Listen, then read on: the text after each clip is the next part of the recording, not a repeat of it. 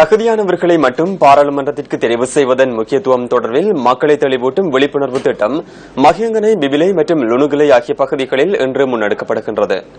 News post, சக்தி, சிரச மற்றும் cafe அமைப்பு ஆகியன இணைந்து இந்த விழிப்புணர்வு திட்டத்தை முன்னெடுத்துள்ளன. இது தொடர்பான மேலதிக தகவல்களை வழங்குகின்றார் எமது அலுவலக செய்தியாளர் கந்தவேல் மயூரன்.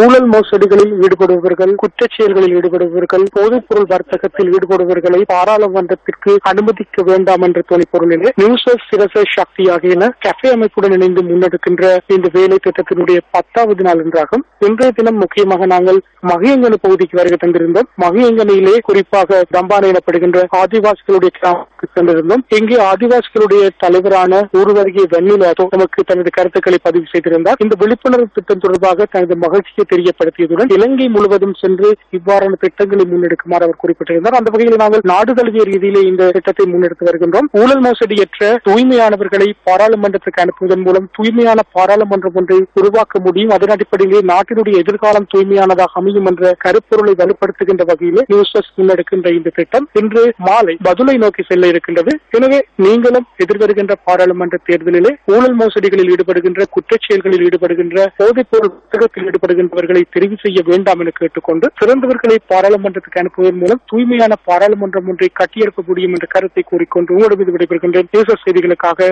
மகியங்கனிலிருந்து கந்தவேல் மயூரன்.